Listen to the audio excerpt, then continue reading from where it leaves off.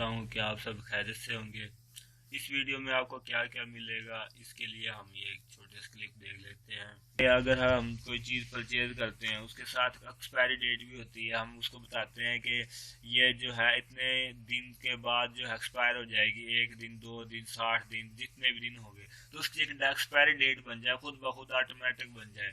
तो उसके लिए हमने जो है ये एक नई चीज़ का इजाफा किया है, एक्सपायरी डेट को। जो जो आइटम वो परचेज करेगा उसकी एक वो बताएगा कि इसके इतने दिन के बाद जो है एक्सपायरी डेट है, तो वो जैसे ही डेज ऐड करेगा उसकी एक्सपायरी डेट ज़्यादा नीचे आ गया। हम यहाँ पर आपको मिलेगा आइकॉनिक लेबल, एक्सेस की और आइकॉनिक। आइकॉनिक पे हम कर देंगे यस, उसका कलर चेंज हो गया।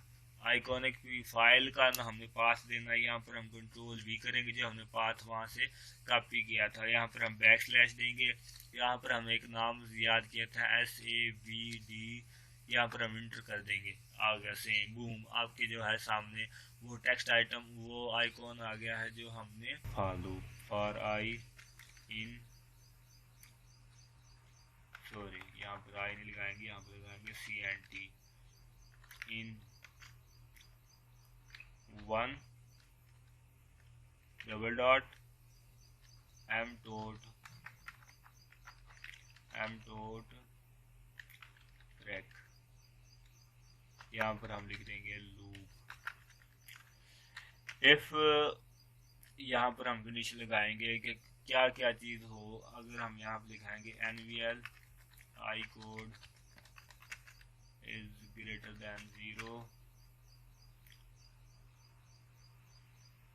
then insert into pbill detail, यहाँ क्या क्या हो, यहाँ पर GPN हो, V type हो, यहाँ पर हम इंसर्ट की क्वेरी लगाएंगे V type V date। Error को अगर हम कैच करना चाहें कि हमारा एरर क्या आ रहा है, उसके लिए मैं आपको एक नई चीज़ सिखाने जा रहा हूँ। यहाँ पर प्रॉब्लम के बाद हमने दो लगाने पाइपलाइन साइन, उसके बाद आपने लिखना है SQL ERRM, ये ब्लू हो जाएगा। तो इसको हम यहाँ से कॉपी पेस्ट कर देते हैं। ये हमें रियल टाइम में जो हमारे फार्म में जो इशू आ रहा है उसको उठा के हमें शो कराएगा, साथ में मैसेज करेगा record is not record saving is in problem, और एरर भी देगा कि ये एरर, ये यहाँ पर पेस्ट। अपडेट के अंदर अब हमने जो करना है वो ये करना है कि ये हमारा हो गया सेव। अपडेट के बटन पे मज़े वाली चीज़ जो करने वाली चीज़ है वो ये है कि हमने सबसे पहले तो हम इस सेव रिकॉर्ड को हटाते हैं ना,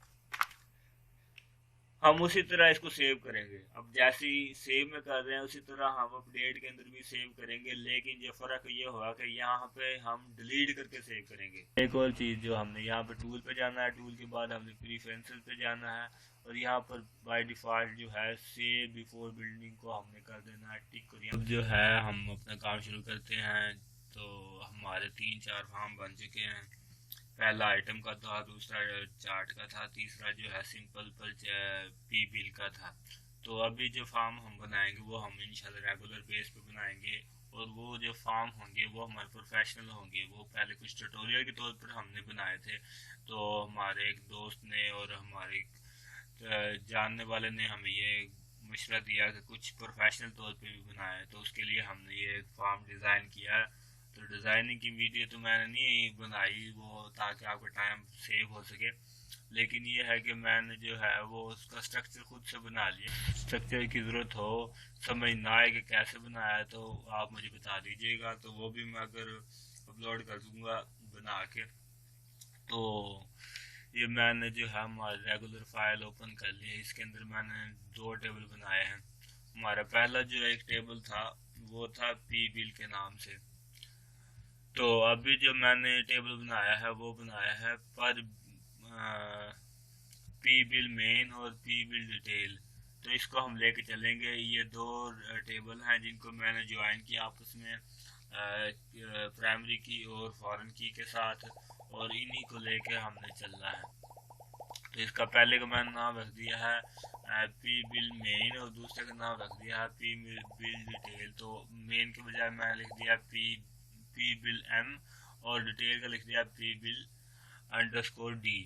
तो इसके अंदर जो है 3 कॉलम रखे हैं मैंने, एक जीपेन रखा है, एक वी टाइप रखा है और एक जो है वो वी डेट रखा है। और इसके अंदर जो चेंज मैंने की है रेगुलर से हटके वो ये है कि इसके अंदर प्राइमरी की मैंने रखी है 2, एक जीपेन रखा है और एक जो है वो वी टाइप रखा है। तो प्राइमरी की के बारे में अगर आपको कॉन्सेप्ट नहीं है तो आप वेबसाइट पे जाएं, वेबसाइट का नाम है tech on net. Tech on the net आप लिखेंगे सर्च बॉक्स में और गूगल पे तो आपके सामने एक वेबसाइट आ जाएगी। तो आपको रैकल पीएल एसक्यूएल की बहुत सारे फंक्शन तकरीबन ऑलमोस्ट उन्होंने जो है वेबसाइट पे बहुत अच्छा कंटेंट अपलोड किया हुआ, तो वो हर एक फंक्शन को डिटेल के साथ एग्जाम्पल के साथ से वो आपको सिखाते हैं। तो आप वहाँ से भी सीख सकते हैं कि ये प्राइमरी की फॉरेन की फंक्शंस क्या होते हैं, मैक्सिमम क्या होता है, मिनिमम क्या होता है और ABS क्या होती है। सारे फंक्शन जो है उसके अंदर डिटेल के साथ समझाए हुए हैं, उनको एरर भी, एक्सेप्शन भी, प्रोसीजर भी, ट्रिगर्स भी, हर एक चीज़ को उन्होंने जो है वहाँ पे एक अच्छा तौर पे समझाया। तो यहाँ पर जो है मैं प्राइमरी की एक जीपीएन को बना रहा हूँ और एक वी टाइप को। इन दोनों को बनाने का मकसद ये है कि एक ही टाइप के हम 2 रिकॉर्ड सेव कर सकेंगे। मतलब कि अगर हमारा एक रिकॉर्ड है 1, जीपीएन हमारा है 1 और हमारी हम परचेज कर रहे हैं तो उसके लिए हम करेंगे एक और हमारी टाइप हो जाएगी पीबी। पीबी हो जाएगी परचेज बिल। तो हमारे 1 नंबर पे आ जाएगा, अगर 2 प्राइमरी की बनाई 1 नंबर पे आ जाएगा जीपीएन, 2 नंबर पे आ जाएगा पीबी।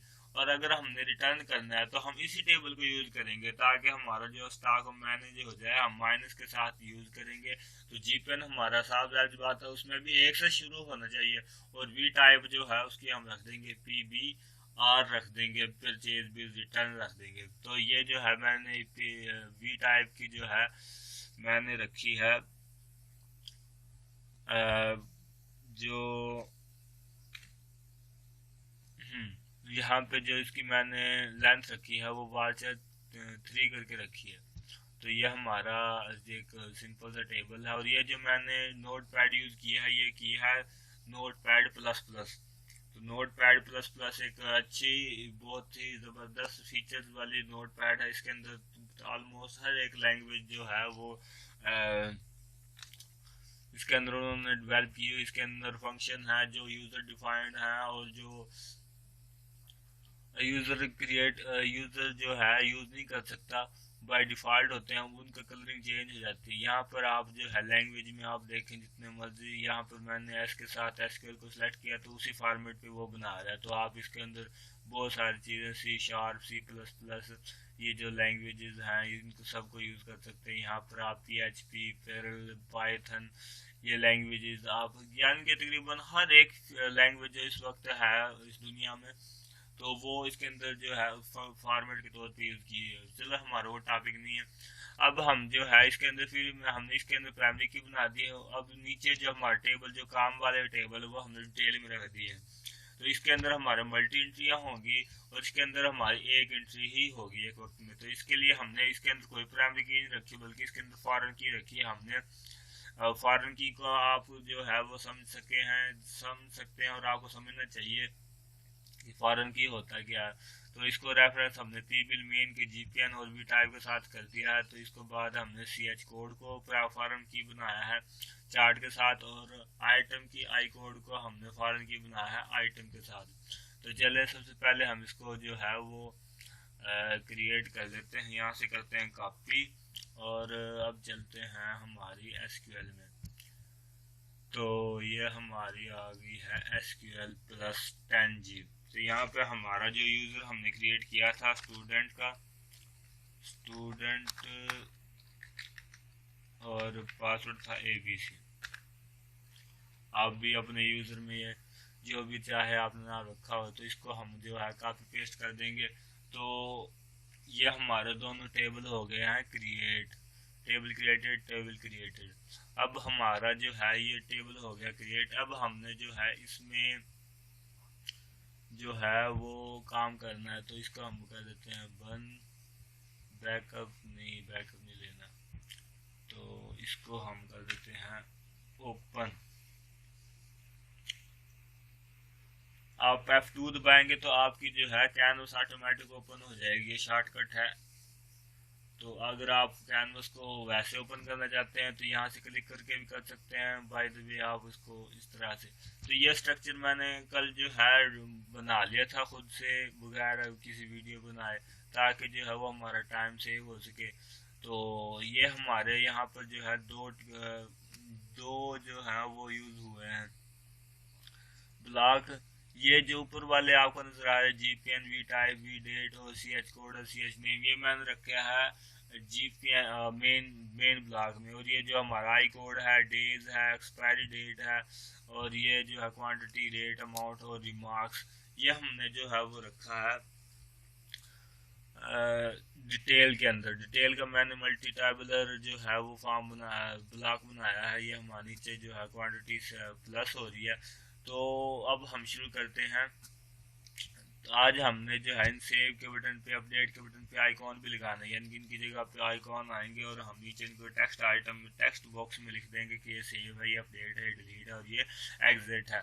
और एक और प्लस पॉइंट हम ये करेंगे कि हम जैसे ही सेव पे थोड़ी देर के लिए लेके आए कर्सर, तो वो खुद ब खुद बताएगा कि ये क्या चीज़ है, इस पर क्या करना है, सेव रिकॉर्ड करना है। यहाँ पर हम करेंगे तो वो खुद ब खुद आएगा अपडेट रिकॉर्ड, यहाँ पर हम करेंगे डिलीट, यहाँ पर करेंगे क्लोज, आ जाएगा।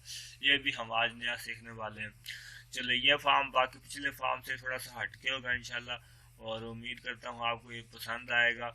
और आपकी मोहब्बत और आपकी सपोर्ट का हमें बहुत बेनिफिट हुआ, तो शुक्रिया, थैंक्स। तो अभी जो है चलते हैं अपनी वीडियो की तरफ, अपने काम की तरफ। अब हम क्या करेंगे, ये मैंने दो ब्लॉक बना लिए हैं। एक का नाम मैंने रखा है मेन और दूसरे का नाम रख दिया मैंने डिटेल। और ये स्ट्रक्चर सेम वही है पी बिल वाला। तो यहाँ पर हम कंट्रोल J करेंगे। कंट्रोल J से हमने तो सबसे पहले कनेक्ट करना है स्टूडेंट ABC, और यहाँ पर मैंने अपनी स्ट्रिंग रख देनी है जो डेटाबेस की मैंने रखी। चले, यहाँ पर हमारा ये हो गया कनेक्ट। कंट्रोल शिफ्ट के, ये हमारा हो गया कंपाइल। अब हम इस पर करनी है वर्किंग के लिए सबसे पहले हमने क्या करना है कि एक प्रोसीजर बनाना है मैक्सिमम के लिए, ताकि वो जो हमारा रिकॉर्ड जैसे ही हम सेव करें वो मैक्सिमम उठा के ले आए। तो ये जो मैंने जब वो स्ट्रक्चर बनाया था पी बिल, तो मैंने उसी से जो है ये ले लिया। यहाँ पर जो हमने एडिशन करनी है जिस चीज़ की, वो मैक्सिमम उठा के ले आए GPN के अंदर, पी बिल मेन से लेके आए। तो वो क्या करेगा कि हमने साथ में कंडीशन भी लगानी है, where V type is equal to V type. V type जो है हमने जो फॉर्म पे हमारी वी टाइप होगी वो उसके मुताबिक लेके आएगा। मसलन के यहाँ पे जो हम परचेज बिल कर रहे हैं, तो ये हमारे एक टेबल यूज हो रहा है, तो इसकी टाइप होगी PB। तो अगर हम परचेज बिल रिटर्न बनाएंगे तो उसके लिए अंदर भी एक सेम वही नंबरिंग चल रही होगी, तो उसके लिए भी हम यहाँ पर वी टाइप लगाएंगे, तो वो नंबरिंग उसके हिसाब से चलेगी। तो इसलिए हम यहाँ पर कंडीशन जरूर लगाएंगे वी टाइप, वरना अगर हम ये कंडीशन नहीं लगाएंगे V type is equal to form की वी टाइप, तो वो क्या करेगा, वो टेबल का सबसे मैक्सिमम उठा के ले आएगा, चाहे वो परचेज बिल में हो, चाहे वो परचेज बिल रिटर्न में हो। तो इसलिए हमें ये यहाँ पर जो है V type is equal to form का वी टाइप, ये हमें लाजमी लगाना है। ये हमारा हो गया। उसके बाद मैंने यहाँ पर जो है CLS में मतलब के क्लियर, तो ये हमारा बार बार यूज होना है, हमारा तकरीबन 4-5 जगह पे यूज होता है। तो इसके लिए भी हम एक प्रोसीजर बना लेंगे ताकि हमारा टाइम जो है वो बच सके। तो हमारी कोशिश होनी चाहिए कि हम जो भी फॉर्म बनाए वो जल्द से जल्द कंप्लीट हो और हमारा जो है टाइम सेव हो और चीज़ें अच्छे से मैनेज हो। तो गलती की गुंजाइश बहुत कम हो जाती है। तो यहाँ पर मैंने CH कोड को क्लियर किया है, CH नेम को क्लियर किया है, ना वी टाइप को क्लियर करना, ना GPN को क्लियर करना और ना ही वी डेट को क्लियर करना है।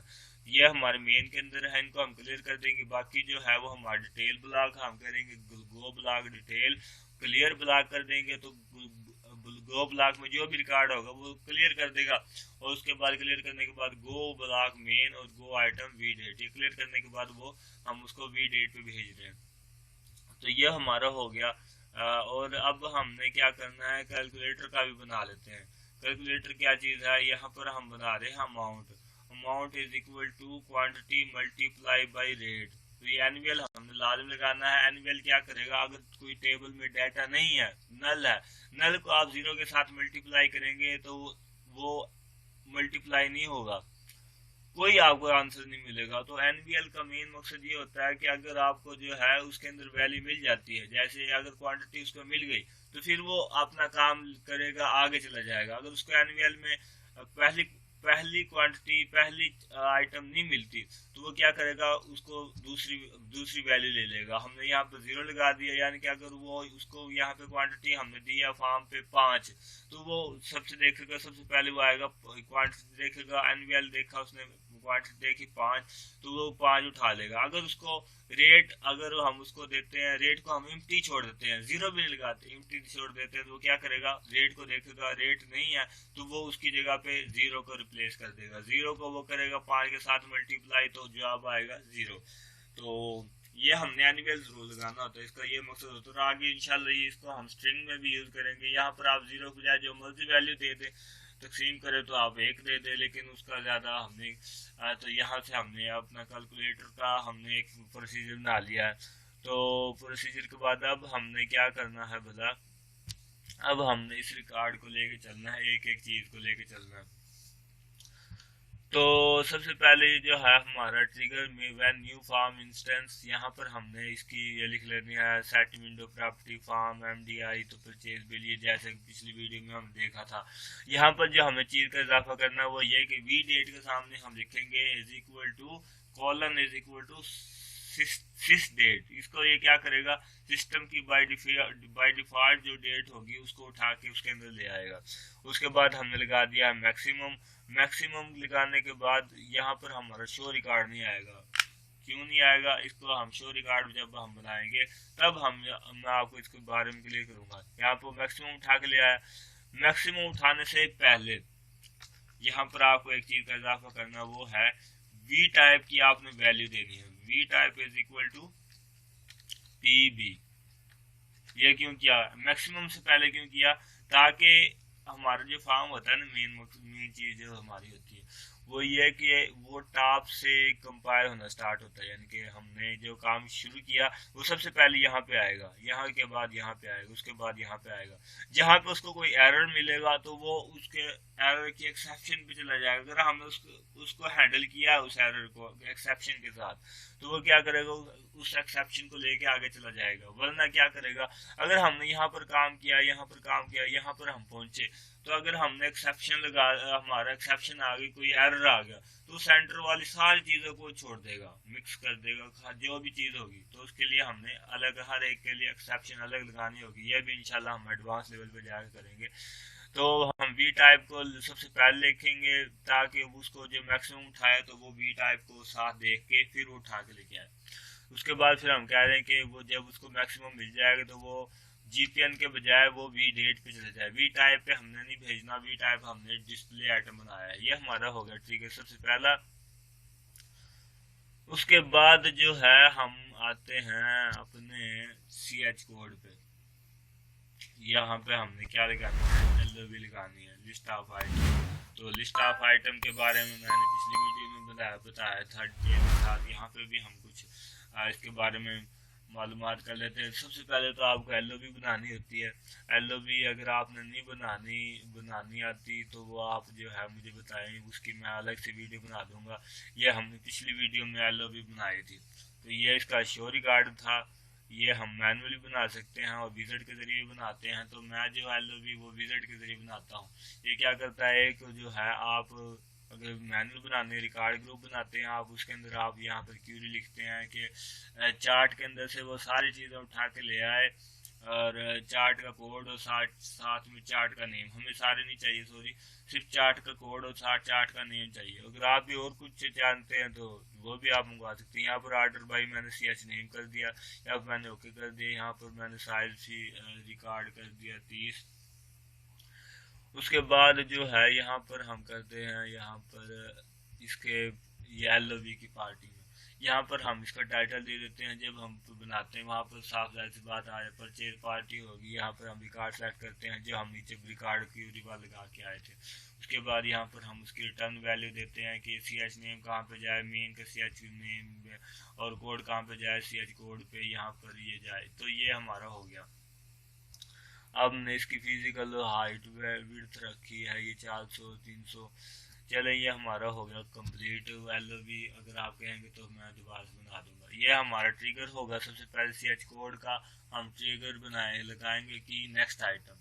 तो कि नेक्स्ट आइटम हमारा बेसिकली हर एक जगह पे ट्रिगर जो है वो यूज होगा। इसके अलावा जो हमने आज एक और चीज सीखनी है वो ये कि हमने ये भी सीखना है कि कौन कौन से ऐसे ट्रिगर हैं जो हर जगह पे यूज नहीं करने। उनके लिए एक अलग ट्रिगर होता है। कुछ फंक्शन कुछ काम ऐसे होते हैं जिनको करने के लिए हमें की नेक्स्ट आइटम की ट्रिगर की जरूरत नहीं, बल्कि हमें कुछ और एडवांस लेवल के ट्रिगर चाहिए जो कि हमारी गलती को हमसे हमारी गलती बचा सके। तो इसके लिए हम क्या करेंगे और अलग से हम बनाएंगे, तो उसको हम बाद में डिस्कस करेंगे। यहाँ पर हम इसको समझ लेते हैं कि मैंने डिक्लेयर कर लिया एक वेरिएबल b, उसका मैंने रख दिया है b बुलियन टाइप। हालांकि बुलियन होती नहीं है, लेकिन बुलियन का मेन जो फंक्शन होता है वो ट्रू और फॉल्स होता है। अगर वैल्यू ट्रू आ गई तो ये करो, अगर फॉल्स आ गई तो ये करो। तो इसको लिए हम कर देते हैं fch code is equal to 0, तो या फिर ch कोड इज नल। अगर उसको वैल्यू नहीं मिलती, अगर वो खाली है, तो क्या करे b is equal to show LOV party. तो वो क्या करे शो LOV को शो कर दे। और यहाँ पर अगर हम नीचे करेंगे ch कोड ग्रेटर देन 0, तो फिर वो क्या करे ch कोड को उठा के लिया ch नेम को उठा के लिया ch कोड नेम में, और चार्ट से लिया और ch कोड जो है जहाँ पर हमारा फॉर्म का ch कोड है। उसके बाद क्या करे नेक्स्ट आइटम पे चला जाए। नेक्स्ट आइटम के बाद वो जब उसको डाटा ना मिले तो वो क्या दे के डाटा नॉट फाउंड। तो उसके लिए आज हम एक और ट्रिगर लगाने लगे हैं। इसको हम सबको कर देते हैं यहाँ से कॉपी। यहाँ पर आपने डिलीट के साथ न्यू का बटन है, इसको प्रेस करेंगे तो ये हमारे पास आ जाएंगे। यहाँ पर लिखेंगे PO post text item. Post text item हमने यहाँ पर लगाना है ट्रिगर। यहाँ पर हम कर देते हैं कंट्रोल V, जो हमने कॉपी किया था वो पेस्ट कर देंगे। यहाँ पर हम लिखेंगे ch code is greater than 0, then select ch name into ch name. यहाँ पर हम नेक्स्ट आइटम नहीं लगाएंगे, इसको हम दो जो हम माइनस के निशान लगा के इसको हम कमेंट बना देंगे। और जब उसको डाटा नहीं मिलेगा तो वो जो है एरर दे देगा, हमें मैसेज दे देगा कि नो पार्टी फाउंड। और यहाँ पर हम की नेक्स्ट आइटम से ये सारी चीजें हम कर देंगे खत्म। यहाँ से हम इसको कर देते हैं खत्म। तो ये क्या करेगा, ये देखें वो LOV उठाएगा, LOV से वो अपना टेक्स्ट को उठाएगा और आगे चला जाएगा। अगर हम कोड देंगे तो वो कोड के लिए ये ट्रिगर नहीं बल्कि ये ट्रिगर कब फायर होगा, जब भी कोई भी टेक्स्ट आइटम माउस लीव करे या हम कीबोर्ड से लीव करें, तो वो इस ट्रिगर ने कॉल होना ही होना है, इसने ट्रिगर ने फायर होना ही होना है पोस्ट टेक्स्ट आइटम। इसके लिए हम ये ट्रिगर लगाएंगे। अगर अब हम इसको आजमाएंगे भी, आपको मैं एग्जांपल के साथ दिखाऊंगा। अगर आपने पिछला P-बिल बनाया है तो आप उसमें आप देख लेंगे, अगर आप कोड लिखेंगे ना एक, तो आप इंटर के बगैर माउस के साथ चले जाएंगे तो वो नेम को नहीं लेके आएगा ऑटोमेटिक ch नेम के अंदर। लेकिन इसके अंदर हम देखेंगे कि वाकई लेके आता है। चले ये हमारा हो कंप्लीट। अब हमने जो है आई कोड पे देखना है कि आई कोड पे हमने यहाँ पर हमें लगाना है कि नेक्स्ट आइटम।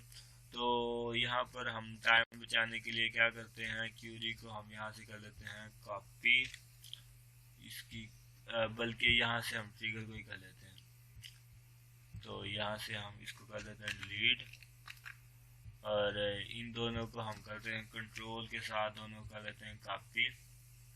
ये हमारे ch नेम के ट्रिगर है, वो हमारे ट्रिगर के नीचे शो हो रहे हैं। यहाँ पर हम इसको कर देते हैं कंट्रोल C कॉपी, और यहाँ पर आई कोड के हम कंट्रोल V कर देंगे। तो ये हमारा हो गया। तो की नेक्स्ट आइटम पे हम यहाँ पर जाएंगे, इसके अंदर थोड़ी सी चेंजिंग करेंगे। चेंजिंग क्या होगी, वो ये होगी कि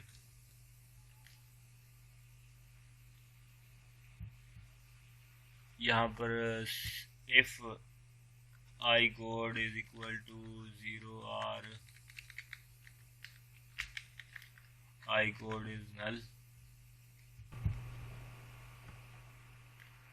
देन वो क्या करे शो LOV, यहाँ पर हम लिख देंगे आइटम।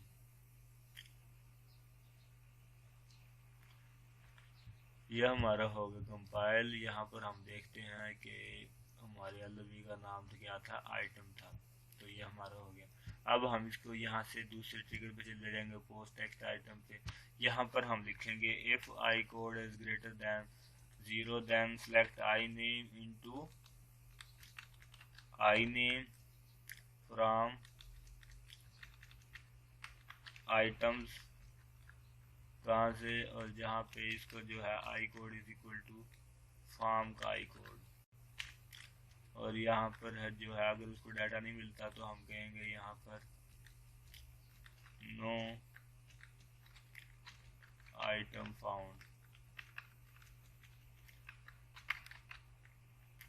No item found. और जहाँ जब उसको नहीं मिलता तो वो कहाँ पे जाए, आई कोड पे चले जाए। यहाँ पर हम इसको करते हैं कंपाइल। ये हमारा कंपाइल, तो ये जो है हमारा हो गया ऑलमोस्ट रेडी।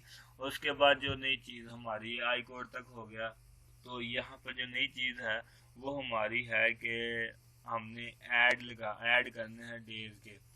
तो ये मुझे आई थी, एक हमारे बहुत ही प्यारे दोस्त हैं, तो उनकी फरमाइश वो कहते थे कि अगर हम कोई चीज़ परचेज करते हैं उसके साथ एक्सपायरी डेट भी होती है, हम उसको बताते हैं कि ये जो है इतने दिन के बाद जो है एक्सपायर हो जाएगी, 1 दिन 2 दिन 60 दिन जितने भी दिन हो गए, तो उसकी एक एक्सपायरी डेट बन जाए, खुद ब खुद ऑटोमेटिक बन जाए। तो उसके लिए हमने जो है ये एक नई चीज़ का इजाफा किया है, एक्सपायरी डेट को। जो जो आइटम वो परचेज करेगा उसकी एक वो बताएगा कि इसके इतने दिन के बाद जो है एक्सपायरी डेट है, तो वो जैसे ही डेज ऐड करेगा उसकी एक्सपायरी डेट ऑटोमेटिक बन जाएगी। और वो हाथ से देख सकता है कि अगर वो 2-4 दिन आगे पीछे करना चाहे तो वो भी कर सकेगा। तो इसके लिए हमने जो है ये डेज पे हमने क्या करना है, डेज पे हमने लगाना है की नेक्स्ट आइटम। यहाँ पर आप F11 दबाएंगे तो आपके सामने ट्रिगर की ओपन हो जाएगी लिस्ट। यहाँ पर आपने लिखना है की नेक्स्ट आइटम। की नेक्स्ट आइटम पे जो हमने लिखना है यहाँ पर हमारा जो है colon exp date is equal to v date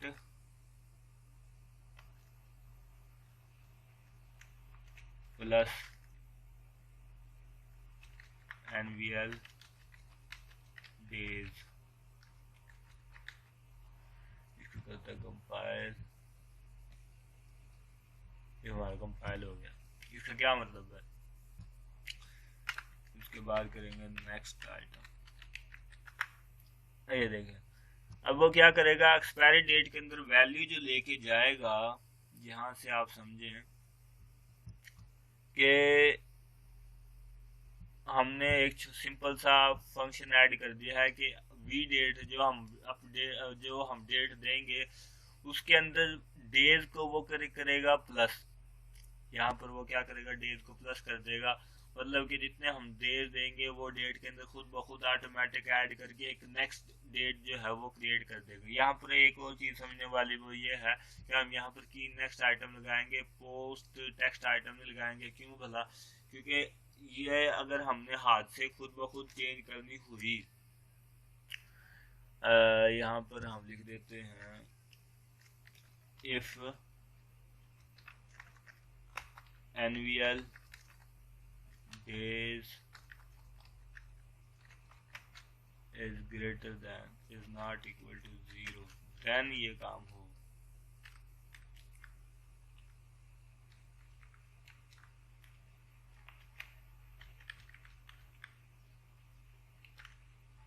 और यहाँ पर कर देते हैं एंड।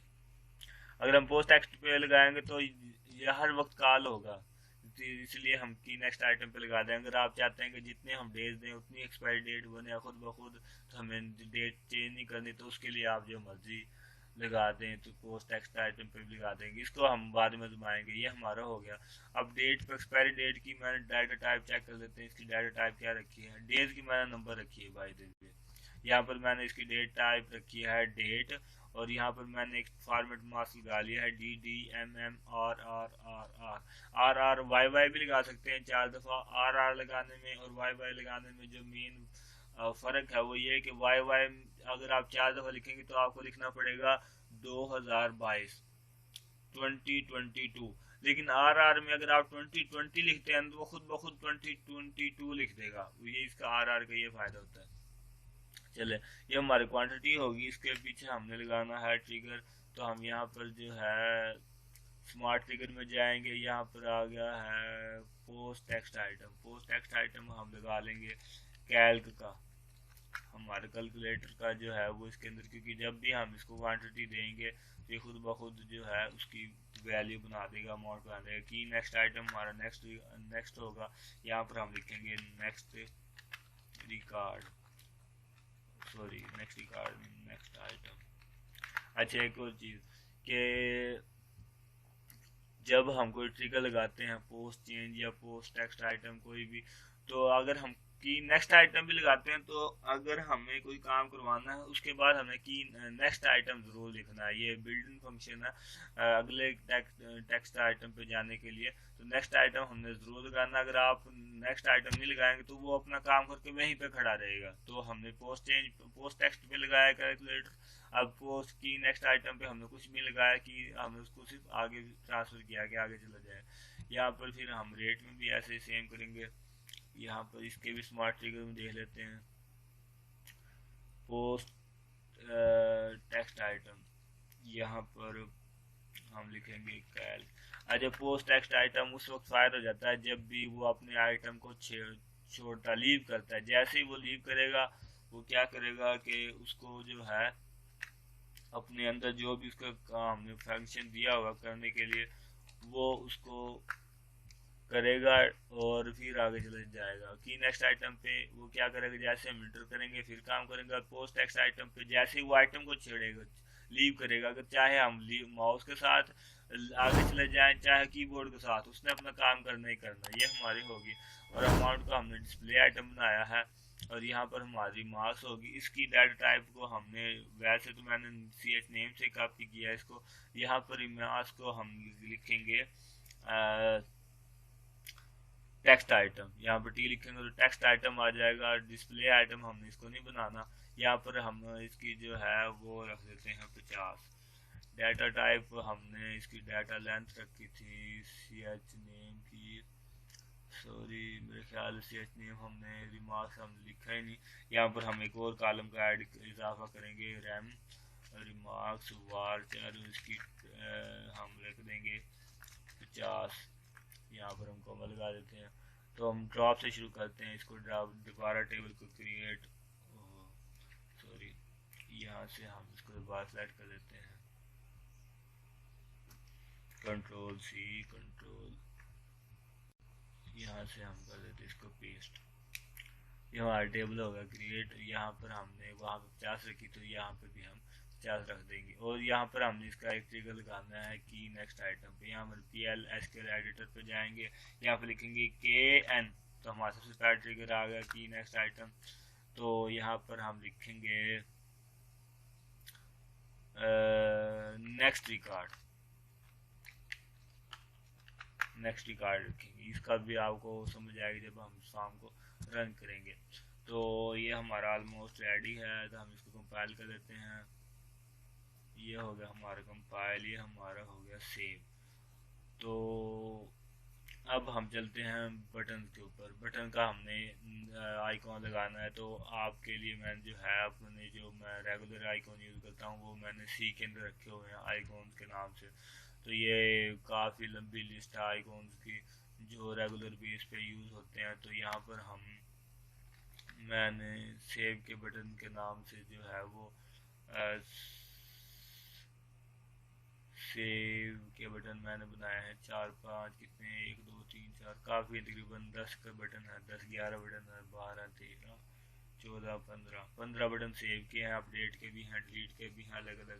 तो यहाँ पर हम लगाएंगे कौन सा सेव का बटन लगाएंगे, हम ये बार लगाएंगे। इसका नाम है savd.ico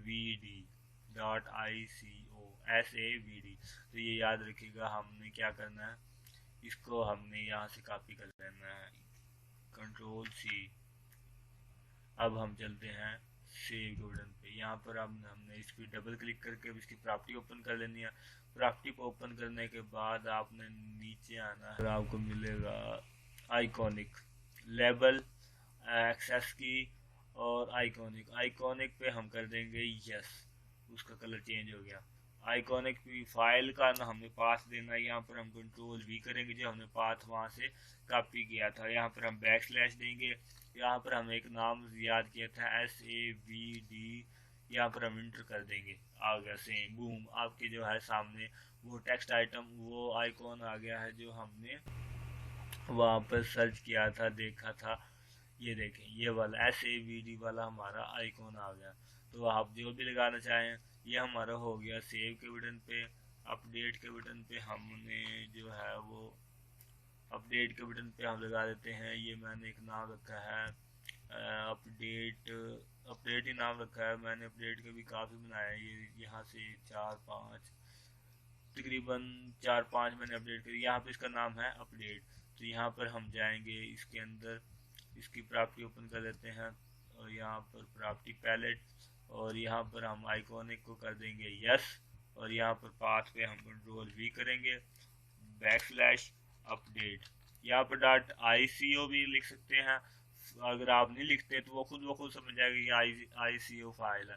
तो आपको ये याद रखना है कि जो भी आप नेट से डाउनलोड करें अपडेट के या कोई भी आइकॉन, तो वो जो है उनकी एक्सटेंशन ICO हो, जैसे कि इसकी ICO है, हर एक जो भी है तो आप यूज़ कर सकते हैं। इसको हम मैं डिलीट कर देता हूँ। तो ये हमारा हो गया। तो ICO फाइल हो तो अगर मुझसे चाहिए तो मुझे बता दीजिएगा, तो वो मैं अपलोड करके आपको जो है उसकी जो है लिंक मैं डिस्क्रिप्शन में दे दूंगा। तो यहाँ पर आइकॉनिक को मैं कर देता हूँ यस। सो डिलीट का हमने देखा ही नहीं, डिलीट का कौन सा हमने लगाना है। यहाँ पर हम लिखेंगे डिलीट के बटन पे, डिलीट का हम लगा देते हैं, डिलीट का ये वाला डिलीट 3.ico। यहाँ पर हम लिखेंगे कंट्रोल V, चलिए वैसे लिख देते हैं आइकॉन डिलीट 3 आ गया हमारे पास। अब एग्जिट का देख लेते हैं। यहाँ पर एग्जिट का मैंने जो है वो एग्जिट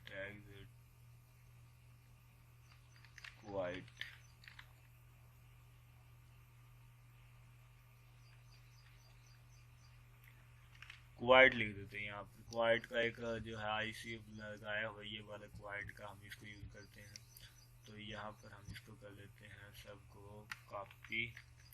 यहाँ पर हम डबल राइट क्लिक करते हैं, प्रॉपर्टी पैलेट यस को करते हैं यस, यहाँ पर कंट्रोल V, और यहाँ पर कर देते हैं QUIT.ICO। वो बूम, हमारे सारे आइकॉन लग गए हैं। अब हमने मज़े का काम जो करना है वो ये है कि मैंने आपसे बात की थी कि हम जैसे ही कल्चर को, माउस कल्चर को इसके ऊपर लेके जाएं, वो हमें बताया कि इसका काम क्या है। तो एग्जिट पे हम करेंगे, लिखेंगे क्लोज एक, तो हमारा हम नीचे टेक्स्ट आइटम पे, यहाँ पर नीचे आ रहा होगा हेल्प पे जो है हिंट जो होगा वो हमारा इस लेवल पे शो होगा हमारे इस लेवल, जैसे है मोड पी बिल डिटेल, ये हमारा बता रहा है कि जी ट्यूटोरियल के अंदर टेक्स्ट के अंदर मैंने ये फॉर्म ओपन किया हुआ है। इसी तरह यहाँ पर वो है वो बताएगा। लेकिन हम यहाँ पर टूल टिप लगाएंगे, यहाँ पर लिखेंगे क्लोज फॉर्म। इसी तरह हमारा ये हो गया। यहाँ पर हम लगाएंगे डिलीट के लिए भी हम यहाँ पर लिख देंगे डिलीट रिकॉर्ड। उसके बाद हम यहाँ पर कर देंगे अपडेट रिकॉर्ड।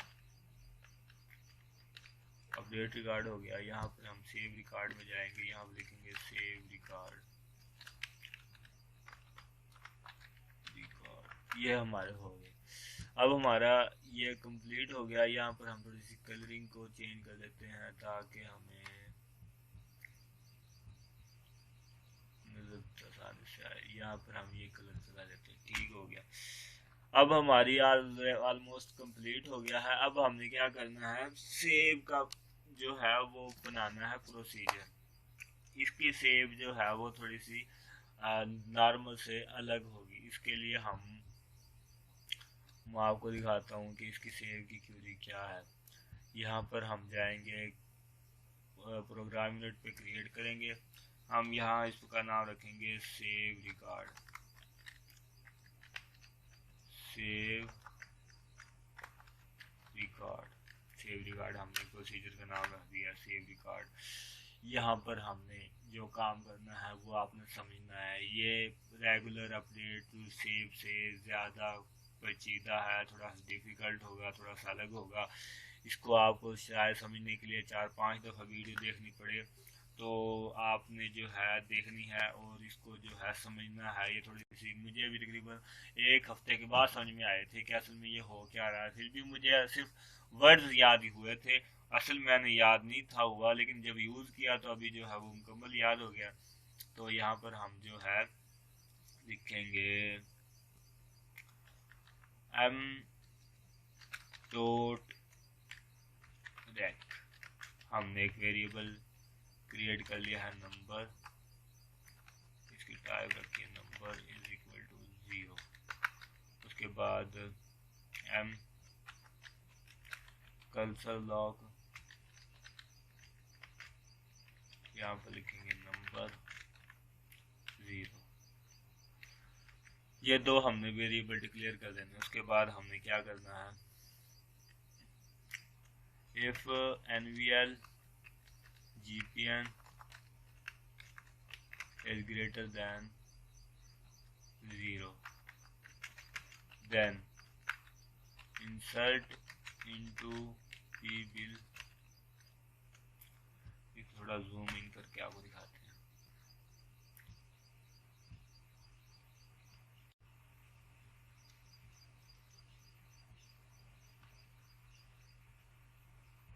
चले जी, यहाँ तक ये विंडो ठीक है। pbill मेन इंसर्ट के अंदर हमारा gpn आ जाएगा, v टाइप आ जाएगी, v डेट आ जाएगी।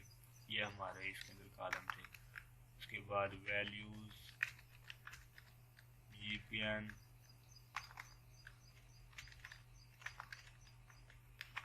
v type v date.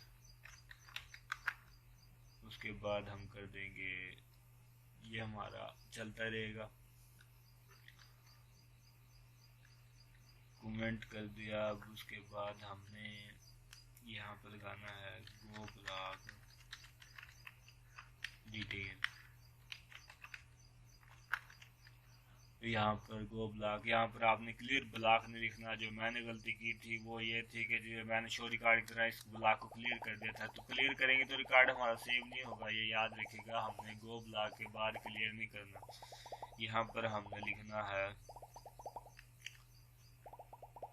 m dot rec is equal to colon system dot cursor